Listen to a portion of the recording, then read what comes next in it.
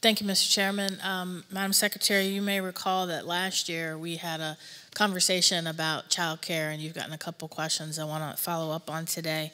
And if I recall correctly, you said one of the biggest challenges that the Army faces, and I think this is probably true across branches, was with the workforce and with the length of time it takes to get through background checks. And I just want to follow up a year later to see if there are any steps that the Army has taken to try to streamline that process.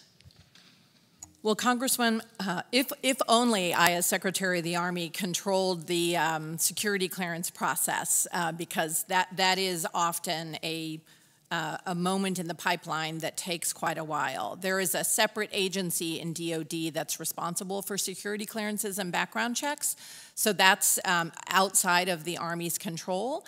But we are certainly doing everything we can to try to, help folks who are applying to our CDCs, to help them fill out the forms in ways that, reduce the number of questions and back and forth that they get. But the background check continues to be, a bit of a long pole in the tent. At the same time, I will just say to Congresswoman Takuta's points, that security clearance is important. We do want to make sure the people we hire are safe. I don't doubt that. I think if it is the largest challenge to filling these child care centers, over the past year, I've spent a lot of time either visiting bases across the, not just the Army, talking to CDC providers, talking to service members, and it is a critical issue that I hear. One of the biggest issues with recruitment and retention, and frankly morale, is the inability to have quality, affordable child care. And when they can't get it on base, there's also a crisis in the community where the base is, and we've got to do everything we can. So I don't disagree with you that they have to go through the background check. But if it's one of the biggest impediments, we also got to do something to fix that impediment.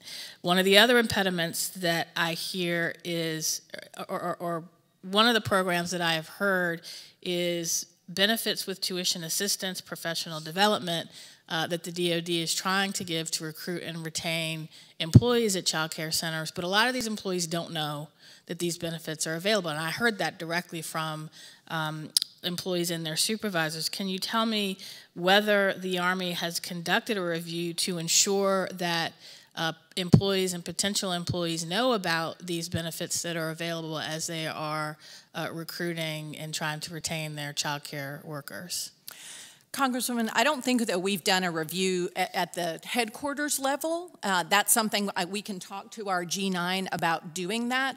I think our garrison commanders, who are usually the folks who are interfacing most often with the CDCs and the employees there, are very aware of the different incentives we have, whether it's recruiting bonuses, whether it is discounts for people who work in the CDC for their children to go there. First child goes free, second child goes 50% off. Our garrison commanders are, I think, very familiar with those, but we can certainly look at how we can do more to get that message out. I'd suggest you do that because there are a lot of people that just don't know. Given the developing Russia-China partnership, we've seen it's more important than ever that the U.S. work with its allies to deter threats, and obviously this weekend was a perfect example of the importance of that. Can you elaborate, either of you, on how the Army has sought to deepen its ties with partner nation militaries at all levels, from industrial base coordination to technological interoperability and multilateral training?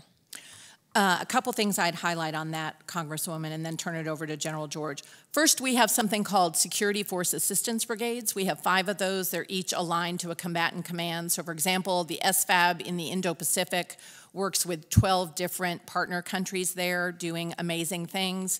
On the industrial base, we are going to be, the Australians are going to be co-producing Gimler's missiles for us.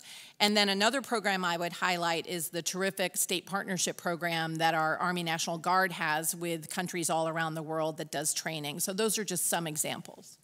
Thank you. I'll just 88 state partnership program just to plug for the Guard and what they're doing. And every time I go to Romania, the first thing I hear is Roll Tide. So I know they're having an impact over there. The Secretary mentioned AUKUS Pillar 2. That's something that we're working with both the Australians and the UK.